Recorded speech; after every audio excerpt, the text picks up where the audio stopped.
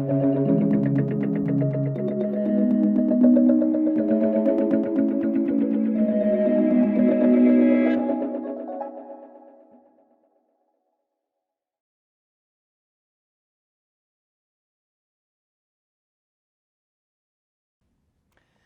again, welcome to this next video. In this video I will tell you all about inductance, or maybe not all. I will just start with the self-induced voltages and how that is shown in a circuit diagram as inductance.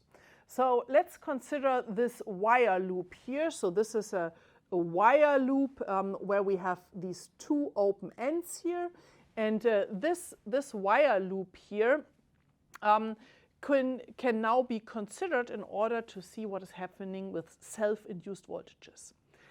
If through this wire loop here a current is flowing in this direction, the current will flow around, come out the other side. That means this current flowing through the wire will generate a magnetic field that is going through the wire loop. So if I put the wire loop like this, then you see currents flowing here, and we will have on this side so the current is flowing like this, and on this side we will have a magnetic field going like this. And then if the current is flowing in this direction, it will be coming up here, and the current will be exiting again. So if we have this loop and we send a current through this conductor loop, we will get a magnetic field. But now you already know that magnetic fields induce voltages. So what does that mean for our loop? Let's look at that next. Okay, so here you see a schematic of such a loop. Here again you can see the loop itself, so I'm just showing the loop as a schematic now. And I put a voltage source onto this loop in order to generate the current I. So we have a voltage source, we have the current I. Also, what I did is I put all of the resistance of the wire together into one lumped element, and that is this series resistor down here. So this resistor here signifies that the loop that we have, the conductor loop, has a certain resistivity. Okay, so the current that is flowing up here will cause a flux, a magnetic flux here. If the current changes now, so if we have a di by dt, that means that we have a change in the flux di d phi by dt. The magnetic flux again is given up here, so any change in the magnetic flux will induce a voltage. So therefore, this magnetic change here induces a voltage, and this voltage has to oppose the original current change. That is again Lenz's law. If it wouldn't oppose this original current change, then we would get more and more current, and it would self-amplify, and that is physically not possible. So because of that, we cannot have a perpetuum mobile. So that means a current change induces a magnetic flux change that opposes the change in the current, the original change in the current. So if we now put this into this loop, it means we have a magnetic flux change that opposes the original current change, and this effect causes an induced voltage in this loop, and this induced voltage we have to put into our equation here, such that we have for the loop the overall equation that the voltage U is the same as the induced voltage given by d phi dt plus the series resistance times the current I that is going through this loop here. And as it needs to oppose the original change, it means that it has to have a positive sign as given here in this equation. So if we would, this is first of all the equation we have in order to describe this self-induced voltage, but now often we want to put it into a circuit diagram, and if we want to do that, the first way of doing it is to use a dependent source representation in the equivalent circuit, and that is done down here. So the equivalent circuit would be, we have this dependent source here that changes voltage with the magnetic flux change. So a magnetic flux change causes an induced voltage. This induced voltage is shown in the in the circuit here, and the induced voltage opposes the current I, because if the current I is getting larger, that is dI dt is positive, this voltage here will get positive. If this voltage gets positive, the voltage difference between this side and the other side gets smaller, and that would reduce the current I again. So that means opposing. So that is one way of representing the self-induced voltage in an equivalent circuit. Now you're probably thinking, I've never seen that. It doesn't seem to be very common. And that is true. It's not very commonly done like this, but something else is done, and that is that an inductance is first of all defined, the inductance L, given by the magnetic flux that a geometry has for a certain current divided by the current I that is causing the magnetic flux. So the inductance is the magnetic flux divided by the current I that is causing the magnetic flux. To extend this already to more windings, that is, if we have a coil with n windings, then we have to take the total flux, that is the sum of the individual fluxes through all of the coil windings.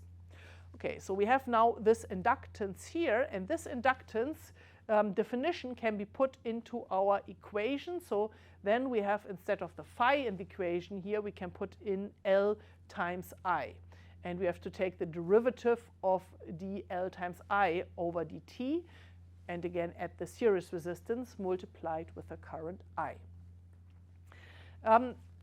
For a lot of cases now, not always, but for a lot of cases, this inductance L does not depend on the time, and it is a constant. And therefore, if this L here is a constant that does not show any time dependence or any other dependence, the L can actually be taken out of this integral in front of the derivative. And that is typically done then. So if we do it, we can say this induced voltage here is just given by a constant L times di over dt. So this is true only if the geometry is time independent, if the permeability mu r is constant, and if therefore then also the inductance L is constant. So if L is a constant, we can take it out of this derivative here and get the simplified form that we have the induced voltage UL given by L times di dt plus the series resistor times the current I. And this equation here, this induced voltage, that is what you will often find in equivalent circuits. Here you can see the symbol that we use in Germany for an inductor given with the inductance L, and the voltage UL across this conductor is given by L times di dt. And therefore, this voltage here, that is what is linked to the induced voltage, and that is can be put down in an equivalent circuit as shown here.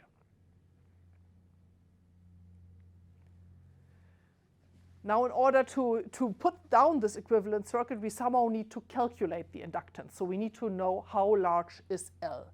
And this inductance L can be calculated using two different options. Option one is we use directly this equation here, that we calculate how large the magnetic flux is and divide it by the current I.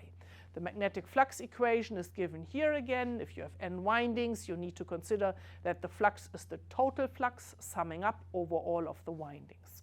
So if we have the magnetic flux, we therefore then can calculate what the inductance is.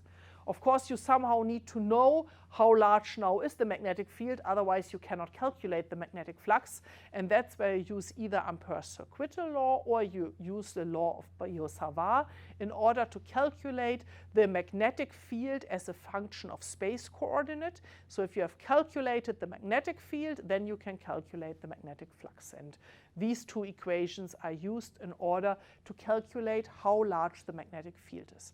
And of course, this is only really possible if the geometry is rather simple and you can approximate it well. If it is not possible to do it analytically, then you use a numerical program in order to calculate these equations here numerically, for example, with the finite element method.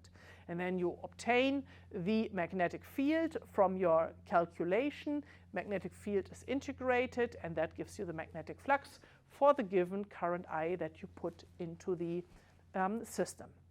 And so then you have calculated how large your inductance of the geometry is. Option 2 for calculating the inductance is actually linked to looking at the stored energy in the magnetic field. So the inductance is related to the stored energy W magnetic in the magnetic field by multiplying the inductance times the current squared. So if you have the magnetic field that is stored and you have the current, then you can use the second equation in order to calculate how large the inductance is of your geometry, of your coil that you have. And of course, the results must be consistent between these two options. And for which option you decide, it depends what you have in available information. Sometimes it's easier to use this, particularly if you're doing a finite element method simulation. This might be easier to realize actually. So then you can use this here equation, or you use the option 1 that you actually integrate the magnetic field to obtain the magnetic flux to then obtain the inductance. Thanks for watching.